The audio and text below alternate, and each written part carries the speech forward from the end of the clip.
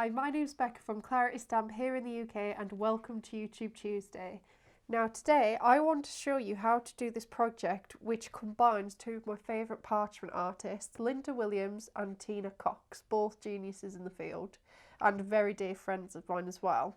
So I'm going to be showing you how I did this little frame here. This is from a set called Tina's Parchlet Plates. These are fantastic little plates.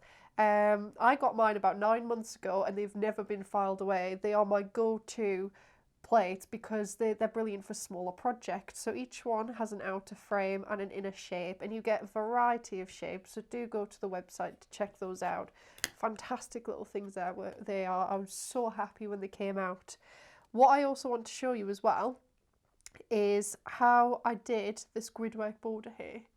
And how I did that was by using another concept of Tina's, which is her pattern, straight pattern border grid, number one, and also the matching basic bold grid border plate. That was a mouthful, wasn't it? So I did show you how to use these in a previous YouTube, but what I did is I demonstrated how to use it within the design, but this time I want to show you how to use it to get a lovely border around your work. I also want to show you the honeycomb effect here. That's on Linda's Bees, Butterflies and Flowers, the collection is called, and I'm going to be using Linda's Bees. Absolutely beautiful little plates, and I'm going to be showing you how to get this nice coloured honeycomb effect. And my personal favourite is I'm going to be showing you Linda Williams' trick, how to do these springy bees. Now, if I just sort of tap it lightly there, can you see how he's just bouncing a little bit? He's so cute. Little fat bees. I just absolutely adore them. They're so cute. So without further ado, let's begin. So I'm going to start by putting in my frame. So I'm going to turn my light wave on. Oh, this is a fantastic piece of kit. It just makes everything just that little bit clearer. And what we're going to start off with is Tina's parchment plates. Now for the project I just shown you, I used this one, but for this one I fancy going with a hexagon to match up with the whole like bee honeycomb thing. So we have choices. You can either house this in the mini platemate, which comes in the mini starter kit, or this is what you will get for your first installment of the Clarity Groovi Club. You can use your Groovi Go platemate, which houses A6 plates, but you'll notice that this is rattling around a bit. So all you need is one of our smaller spacers just to slot it in there nicely. But what I'm going to use today is your Made for Life, the starter kit platemate. And even though it rattles around here, all you do is add this insert collar to your starter kit platemate, and then your baby plate will fit in there really nice and snug. So I'm going to attach my bit of parchment with my tabs, which I always find on my Groovi Guard. My Groovi Guard is so versatile. I use it as a palette, I use it to hold my work flat, I use it just to store my tabs on. You know, it's always there for me. It's brilliant. It's like your best mate after your plate mate is your Groovi Guard. So I'm just going to give my work a bit of a wipe with the tumble dryer sheet. Now this just helps the tool glide. And then what I'm going to do, using my Groovi Guard to hold my work flat, I'm going to be using my Pergamano number 1 tool, and I'm simply just going to get into the groove and trace out the big square frame and the little hexagon frame.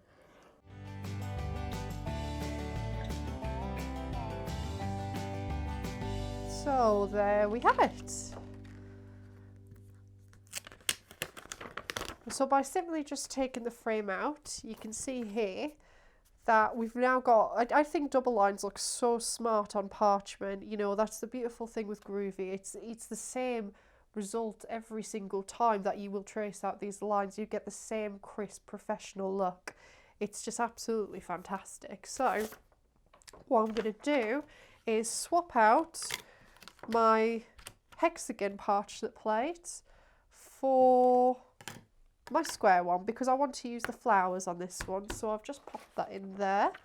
And you'll notice as well with the parchlets that all the outer lines match perfectly. So this square that I've just traced from the hexagon plate is the same size as the square that I've got on this plate as well. So all the parchlets have the same sized outer frame, and what that means is it just makes it easier to mix and match. So I've taken the frame from here, but I can easily take the flowers from the next plate, and they're in a perfect position in the corner, the same as they would have been if you just traced directly from the previous plate.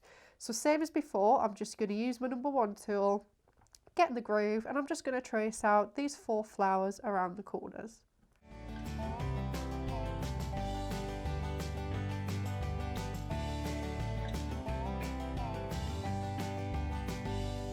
So there we have it.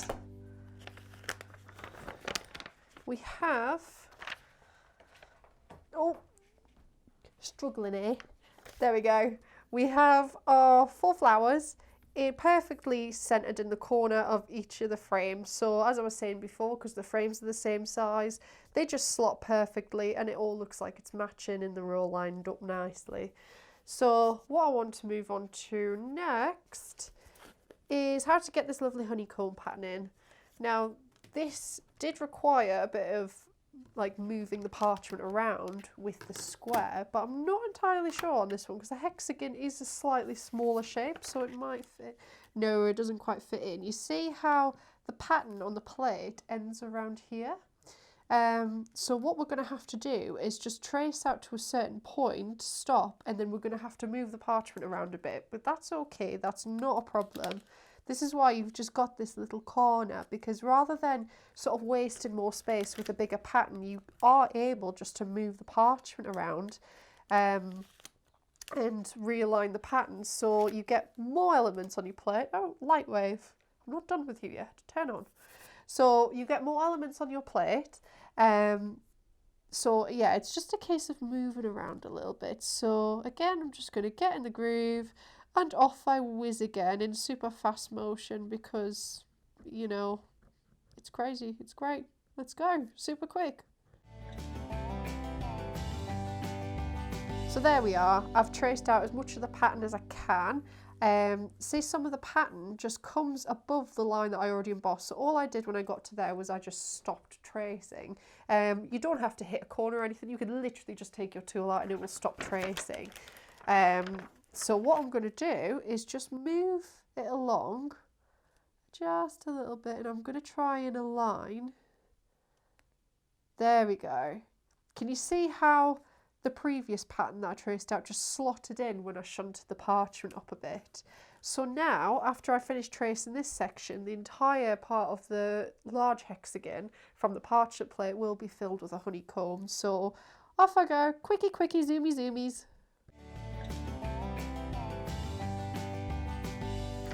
So there we go. Oh, light wave. Again, my fault. I keep knocking the little buttons there. I always do that. I need to be more careful. Anyway, I am a little bit tired after, you know, zooming around like that. It's just, I don't know how to do it. Anyway, there we go. We have our honeycomb pattern within the larger honeycomb. So I think the next step I'm going to move on to is I'm going to show you a little bit of colouring. So what I did to colour in the honeycomb was I coloured initially on the back, and then I just added the shading, the darker parts of the shading, to the front of the card just to make it pop and look more like a 3D honeycomb. So what I'm going to use for this is my black mat. Oh, I just threw it away. There it is. So I've just got my black mat and I'm using the hard side here. Be careful that you don't use your soft side because the parchment can't tell the difference between a pencil and an embossing tool, so it might end up being embossed rather than coloured. So I'm going to be using my pergoliners for this, and I'm going to get rid of these tabs. I'm just flinging everything about, aren't I? So I'm going to get rid of these tabs, and I'm going to be focusing on the colouring on the back first. So we just want some like nice browns, like a nice orange, maybe it's a nice yellow. Oh yeah, I think those will do.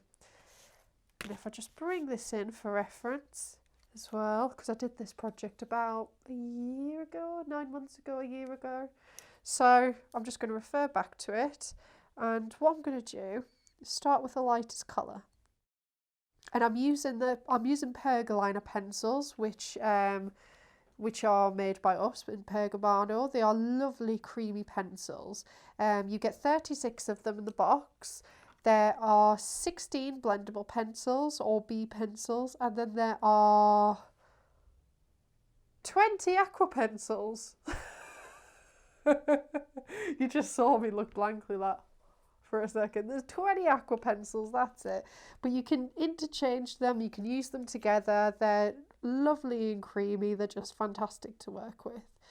So all I'm doing here is I added the yellow on this corner, so I'll do that again.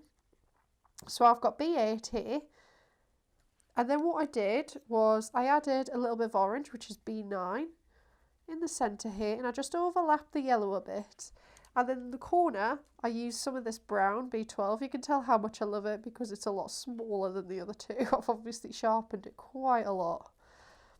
And then I go back over the top with the B9 just to give it that orangey base coat. Now if I flip that over, oh yeah, that's coming through really nicely. I wonder if it would be easier to see on a white sheet. Oh, my Groovi God, there we go. That's easier to tell. So can you see how just by blending there, I've got light in this corner and dark down this corner. And to bring this side out a bit more, I'm going to use my lovely reddy brown B13, and I'm just going to add very lightly, because I'm aware I'm on the front and trying to avoid these embossed lines. I'm just going to add 2 lines of the red here. There we go. Can you see the difference in that? I'll hold this up to the camera. You can see how just by adding that little bit of reddy brown in the corner, that really made it pop. So next, I'm going to show you how to do these flowers. As you know, you don't want to watch me colour in a whole honeycomb. I can show you other tricks. So the flowers, you know, are quite simple. So I use the same orange and the same yellow. So what I do to get this nice blend on the flower here is with the lighter colour, the yellow, which is B8, I flick in from the outside of the flower, and I'm just turning my work as I go. Always turn your work so it's comfortable for you. Never like stretch your wrist to an uncomfortable level, you know, make your work come to you. So I'm just going to flick in from the outside with the lighter colour and just go all the way around. Then when I've done that, I'm going to take my darker colour, in this case the B9, the orange, and flick out from the centre. And because I'm flicking out the opposite way that I was going with my yellow pencil, they'll start to blend in the centre. When you flick, you press heavier on the parchment when you first lay your pencil down. So when you flick up, I don't know if the camera can see, you get a lighter pressure here, which means that the colour's a little bit more faded up there. So when the two flicking areas meet, if this is making any sense, it doesn't my wonky brain, then the two colours will combine and you'll get this nice graduated faded colour. And you can smooth it out. I quite like the texture on flowers. I love the texture of pencils on flowers, but you can't, oh, squashing my bees. I'm squashing my bees, move them out of the way before I squash anymore. I quite like the texture on flowers of just using pencils, but you can use your dorsal oil to what do you call it? Oil it out, blend it out. That's it. Do I get another prize for that? No, she doesn't. Well done for using your words. So then going back to the back, all I did simply was just lay some green down on all the leaves. This is like, it's like colouring with numbers really, like there's no skill to this part. You literally just laying down some colour, because what I want to happen on this project is I want the designer paper to do a lot of the work for me. Because parchment is translucent, our designer papers were designed by our lovely Barbara using alcohol inks, and they come in a variety of patterns. We have 4 of the paper pads. We have Indian Summer, Northern Lights, Shenandoah, Rainbow River. My personal favourite is Indian Summer. And just by sort of adding colours that are similar to the colour palette you're going to use, which, you know, my chosen paper was Indian Summer, this beautiful background is my personal favourite. What a lot of people do is they use the paper and then choose their colours based on the colours on that paper, and it just helps tie it all in a bit easier, especially if you're not too confident with colour. So that's what I did with this project. So whereas this here doesn't look too impressive at the minute, it's just, you know, your bog standard coloured in flower with a bit of shading on the honeycomb. When you actually see it with the designer paper, you can really see how the colours pop, and it just brings the whole project to life. Okay, so that's pretty much what I did for the base in terms of colour. So we've looked at the honeycomb, we've looked at the flowers, and now I'm going to show you how to do this border here. So in a previous video, I did show you how to use these borders within the project, like within the actual frame itself. But this time I'm going to show you how to use them for like a border to go around your project. I'm having massive trouble with my words today. They're just not coming. So what I need to do this job, super foam on top of my Lightwave. It's a translucent piece of foam, very thick, 1 centimetre thick, so perfect to do your deep perforating. And it just means the light from the Lightwave can shine through and you can just see a bit more clearly when you're perforating. Now, on this straight pattern grid, the design that we want is this one here, which I believe is actually the same one that I used for the previous project that I showed you. I think it was the dream catcher. So you can definitely tell which one my favourite is. So this was a wonderful concept designed by Tina, and I'm just going to show you quickly how to use it. And my Groovi God has gone walkies. Do you ever find that your craft stuff just grows legs and walks away? I know mine does. So I'm going to line up.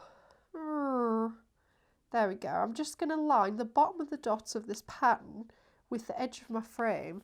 And I can already tell what I've done wrong. What I've done wrong. This is the back of my parchment. For pacing, you want to work on the front.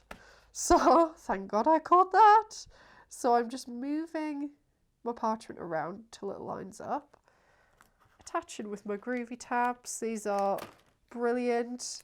They don't leave any residue. They're very strong. Hold your parchment in place. And when, after a while, they do start to get a little bit worn, I actually use them to stick things up on my fridge and whatnot. So, you know, multi-use. So, what I'm going to need now is my 2-needle bold tool, which I have right. Oh no, nope, I don't have right here. I have right here. There we go. So this is a bold grid. So what you're going to need for this grid is our bold tools. Now we have 3 bold tools, I believe. We have a 1-needle bold, which I would recommend doing this if you're new to this and you just want to take it a bit slower. We have our 4-needle bold, which would work for this, but I don't have mine today. So I've got my 2-needle bold. And basically just by whizzing around with my 2-needle bold, I'm just going twice as fast as I would do with the 1-needle bold. Same with the 4-needle bold, you'll be going 4 times as fast then. So now that my work's lined up, I'm just going to use my Groovi Guard to hold the design flat. I'm going to use the oval aperture just because it's slightly bigger in the centre.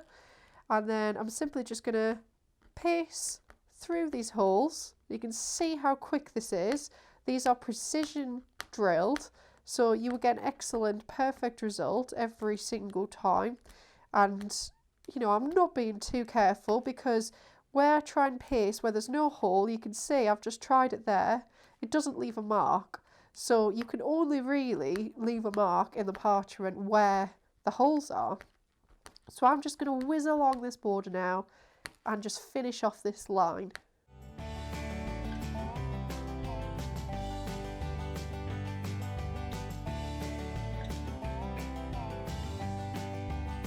So we have 1 line of holes. Now the concept with this is you perforate first using the pattern, and then you swap the patterned drilled grid out for a basic one. So this is going to be for the embossing. So when you turn it round, now I like to use the top row of drilled holes in this because I just find it a lot easier to line up. So I've got one eye on this side and one eye on this side, and as long as they match up, the rest of it will too. So now I've got my Groovi tabs on the wrong way because I flipped the parchment over.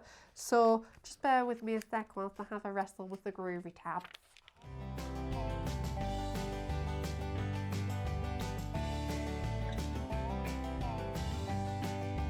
Right, so I've won my epic fight with the Groovi tabs. I am the victor. So I'm going to go back to doing what I was doing before. And what I'm doing is I'm just lining up the pierced holes that I've just made with the top row of dots on the basic grid. Now this is meant to act as sort of a counter, like a partner for the pattern grid that you've just seen. So I'm just going to dig out. I'm going to be using my Groovi tool for this, which has a fine stylus end and it has a little ball end, this one. So number 1 tool and number 2 tool with a ball. So I'm going to be using the number 2 tool with a ball. And the concept behind this is that where the holes appear, where the pattern wasn't on the other one, you can just emboss out these dots. It basically just, it's like grid work made easy, I would say. So because I've perforated out the pattern, I can see where then I need to emboss, and then I don't have to do all the counting on a basic grid. It's just all done for you. Tina's done all the hard work, and all you have to do is just line it up and fill out the missing spaces. Now I am missing some areas deliberately, like you can see I'm missing out the dots around here and I'm missing out the dots down here, and that's because I know that I want to cut around there. I want to picot cut around there, so there's no point in me embossing them dots there. So I'm just going to whiz around and just finish this line. Are you ready for me to go really quick again? I'm going to knacker myself out soon.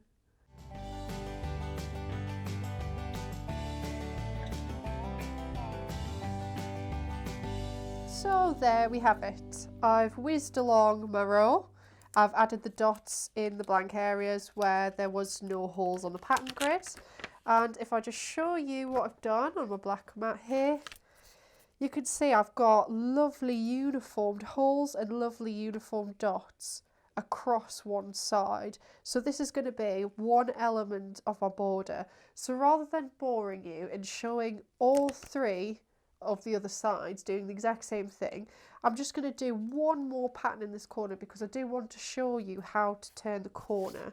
So I'm just going to actually go grab yourself a quick cup of tea, and I'm just going to quickly do this. All right, see you in a sec. Right, I'm back, and I've just done one more little pattern around the corner. I didn't do the whole thing. I'm just doing this one little area here just to show you how to turn this corner. It's quite simple. So still sticking with your basic grid, the one with lots of holes in. So on the front of my parchment, I'm going to line up the corner with the top. There we go. Until I see a perfect row of dots just turning that corner. Then I'm just going to get my tool into the holes and turn the corner. It is as simple as that. So by just using the grid, I've still got the nice uniformed holes there. And then I would just picot cut around that. Right, so weapon of choice. Mine is the exclusive scissors. And how I like to cut is with the blades face curving upwards. And I put my thumb and my index finger through the handles like this. And I use my other fingers to support. So what I'm going to do, or how to complete this project, is I would cut all the way around the outside here, and let's pretend that I have done the whole border, and like you would have went around the whole project. So all you do is you just do that all the way around. So I'll just show you quickly. So get into your holes. Now parchment scissors are sharp right to the very tip, so you only need the tips of your scissors in, the very tips. So you put them in, then you bring them down, then you twist, then you snip. Turn your work around. Never go to your work, always make your work come to you. So in, down, twist, snip. Now you'll notice that the holes between the corners here are a little bit bigger there's a slightly bigger gap than the holes between here, than the gap between these holes here and here, for example. So bigger gap here, smaller gap here and there. And what that does is it will create a larger picot.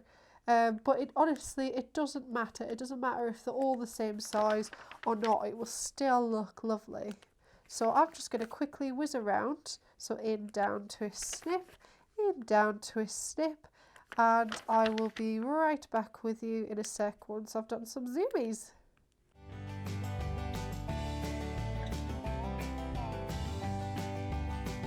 So there we are. So what I'm going to do is I'm just going to cut away the section that I just picot cut, so you can see how this border will come together.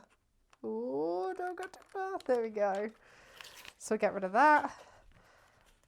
And you can see now how just by cutting around the outside of Tina's pattern grid, you can get this beautiful, beautiful border pattern. So it's not just used for inside designs, you can use it to create intricate lace borders as well. And if I show you the finished piece, you'll notice as well that I cut little crosses out in the centre of each one as well. Now I could have taken that a step further and cut out these sections here, but I quite like the look of uniformed holes. So the beauty of these grids is that you can take it as far or as little as you like, is what you're comfortable with. They look gorgeous with the uniformed holes, uniform dots. You don't have to do any cutting if you don't want to. Just have a play and see what you're comfortable with, see what you're happy with, and see what works well for you. So what I'm going to do now is go grab a spare bit of parchment. So get the kettle on. I fancy a coffee this time, I think. Get your best shortbread biscuits out, and I'll see you just in a jiffy. Welcome back. I managed to find my spare bit of parchment, and this part I'm going to be showing you how to do the springy bees here. So if I turn the card flat, you should be able to see that there's like a concertina-like effect on the bottom of these bees. So you've got the actual main bee here, and then it just wraps around on this bit of parchment here just to create the spring. So I'm going to be showing you how to do that next. So what I need, I'll just set the project aside, is my scrap bit of parchment. I need my number 1 embossing tool, and I'm just going to give this a little bit of a, oh, there we go. I want it up as bright as possible just because it helps me with my eyes. So I'm just going to give this a wipe with the tumble dryer sheet because I haven't used this piece yet, and it could be any sort of scrap you've got knocking about. So what I'm going to do, I'm not even going to bother attaching it because it's such a small piece that I'm going to be embossing today. So I'm just going to trace out this bee. So what I want is I want his body, I want his wings, I want his head, and don't worry about his feet or antenna because you're going to picot cut around that. So there we go. We have our little bee, cute little bee. So what you need to do the concertina effect is when I just go back to my light wave, and what I'm going to do is I'm going to switch back to my parchment plates. Now you can use any Groovi plate at all that has a straight line. So all you want, still working on the reverse of the parchment, is you want just a piece about 1 inch long or so. So just coming from his little bum, you just want to trace out the centre of his bum, just a line about 1 inch long. That is all you need. So I'll get rid of these plates and I'll show you what we're up to. So there we go, we have our bee and we have our line as well. Now this line is going to form the basis of our concertina. So I'm not going to show you how to colour in because it's pretty much just the same as what I showed you earlier. We just alternate in the black and white colour. So what I want to show you is the freehand perforating around him. So for that I'm going to bring back my super foam, perfect partner to my light wave, and I need my 2 needle bold tool.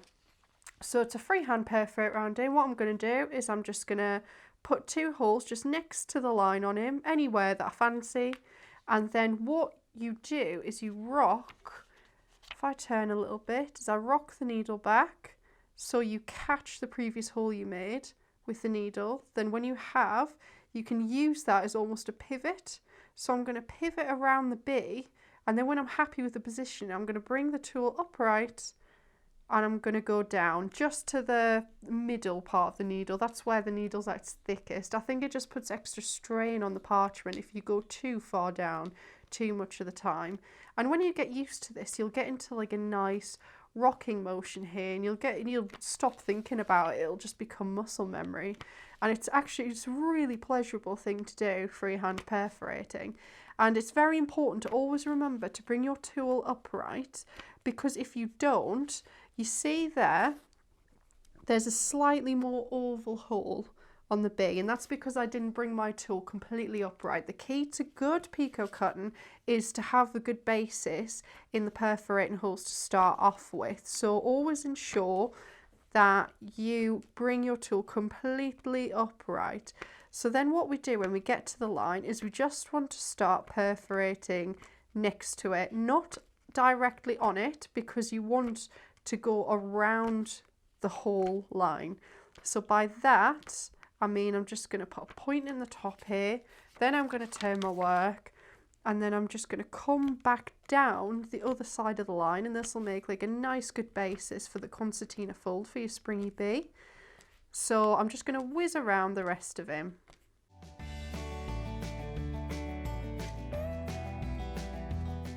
And there we have it. So we have all of our holes around our bee, and I'm going to put my tool cap back on these because I keep stabbing myself with these. So, you know, our tool caps, the new ones that we've got in, they're very durable, hard to break, and they fit really nicely on here. So it just keeps your tools nice and secure and keeps your hands nice and safe. So now we have our bee and we've perforated around him.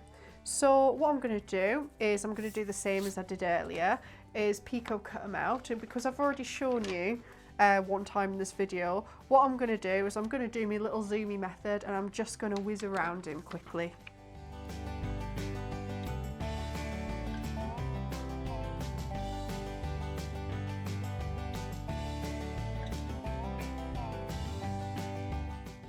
So there we go. We have our little bee, and you can see that there is so much spare parchment left here. You can make a whole hive of these really.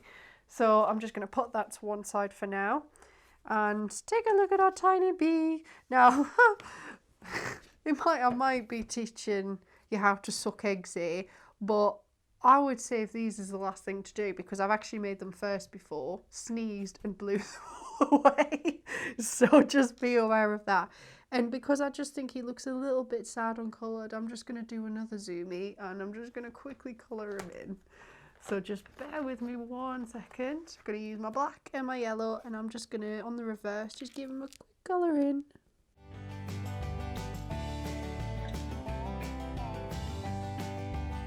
So there we go. Finished zooming now, for now. So now I have my little coloured bee. So I just quickly coloured him in on the back. There's no special technique to it, no blending, just scribbled some colour down. And what I did, if I've still got it around there, there it is on the finished piece. I don't know if you can see, but if I twang him a bit, it's a good word, isn't it, twang? So if I twang him a bit, he's got a bit of sparkle on his wings. Can you see there? So there we go, he's got a little bit of subtle sparkle on his wings, and how I did that was I used the Wink Stella pen. So all I did was on the front, on top, I just quickly, just very lightly, applied a bit of Wink Stella to him. And maybe he's, there we go, you can see the sheen on him. So, to get him as springy as the rest of them, all you do is you fold the concertina down where his bum is. So can you see where I folded there? And then what I would do is fold it again where his head is. So you're making like almost like a Z pattern. So this is the bit here that will sit on the parchment, and when you bring him up, you've got a nice springy bee. So it's just a nice simple concertina effect. It's simple, but it's so effective. And then what I do is I will just straighten that out again. I think the good thing is with parchment that when you bend it, it is bent. So just be a little bit careful on this bit. Take your time, don't rush, because, you know, there's no unbending it once it's gone. So just using some Crafter's Companion glue runner, just gently on the end of that bit there. I'm just going to take my little bee And I'm going to pop him. Oh, where should I put him this time? I think I'll put him down here. There we go. Oh, there we are. And I'm going to use a Groovi tool just to make sure he stays down there. Now these two have been attached to their cards for about a year now, so they're not quite as springy, but you can see how lovely he is. Look at him, he's just buzzing around with his little bee friends, being peaceful. I had to, just once, just one time. So there you have it. So I'll give you a quick recap of what we've done. I'll bring in the actual card, which is right in front of me. So what we've done is I've shown you how to use Tina's parchlet frames and interchange them with each other to get the base pattern. I've shown you how to do the honeycomb. I've shown you how to get the honeycomb colour effect with it. I've shown you a bit of blending on the flowers, a bit of dry blending. I've shown you how to do a border with Tina's pattern grids, another amazing idea by our lovely Tina. And finally, I've shown you how to get these gorgeous springy bees. And I just want to sit here and twang him for the rest of the day because it's quite fun. Look at him go. So all I did to finish this card off was I used a piece of Indian Summer Designer paper, my personal favourite. You'll find I use it for a lot of my projects, but we do have other paper packs available out there. Northern Lights, Shenandoah, Rainbow River, so go to our website and check it out. Designed by our lovely Barbara Gray, and they were originally designed to make parchment come to life. So yeah, as you can see, it is stunning. It really just brings the whole thing together really nicely. And then I put some brads through that, so I've used the pastel brads, and what I've done is I've just put them in the centre of my flowers. We have got another YouTube showing you how to attach brads, so please do check that out. But by putting on the centre of the flower, it almost becomes part of the flower, so it becomes a decorative element as well as a clever way to attach your parchment to the paper. And then I just mounted it on some white card. So there we have it. I really hope that you enjoyed this project today. Barbara blogs every single day, so for more inspiration head out and over to www.barbaragrayblog.com to check out what she's up to. Everything that I've seen today, everything you've seen today that I've used is on our website, www.claritystamp.com. We have an ingredients list made just along the bottom of the description here. If you click, you'll get a download to the ingredients list, and that includes everything that I've used today, which you can find on our website, along with a whole array of other goodies. If you like watching myself, if you like watching Maria, Paul and our lovely Barbara, please like and subscribe and stay in touch with us. Thank you so much for joining me today, and have a lovely rest of your day. Bye bye now.